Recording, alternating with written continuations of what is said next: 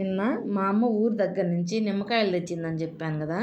అయితే ఈ నిమ్మకాయలతోటి పచ్చడి పెడదామని పచ్చడికి నిమ్మకాయలు కోస్తుంటే నిమ్మకాయల్లోంచి రసం చాలా బాగా వచ్చింది. ఇలా రసం వచ్చిందంటే పచ్చడి జ్యూసీగా చాలా బాగుండిద్ది. ఇలాంటి నిమ్మకాయలు కొనాలంటే చెక్కువ కదా, అందుకే చెట్టును కోసినవే కొన్నవే.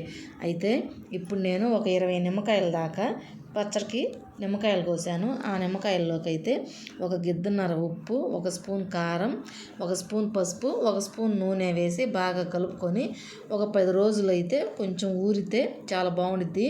అది ఇప్పుడు వర్షాకాలం కదా వస్తుంది. అయితే మనం తినాలంటే డైరెక్ట్గా తినలేము కదా, జలుబు చేసిందని చాలామంది తినలేరు. ఇలా పచ్చడి పెట్టుకొని పెరుగన్నంలోకి కానీ మజ్జిగన్నంలోకి కానీ తింటే చాలా బాగుండిద్ది. మనకి సి విటమిన్ అనేది ఎక్కువగా వస్తుంది. అయితే ఇప్పుడు మీరు కూడా ఇలా చేసుకొని ట్రై చేసి చూడండి. ఈ నిమ్మకాయల పచ్చడి చాలా బాగుండిద్ది. మా ఏరియాలో అయితే మేము ఇట్లానే చేసుకుంటాం. మీరు ఎలా చేసుకుంటారో మీకు నచ్చినట్టుగా మీరు చేసుకోండి. నా వీడియో నచ్చినట్టయితే లైక్ చేయండి, సబ్స్క్రైబ్ చేసుకోండి. బాయ్.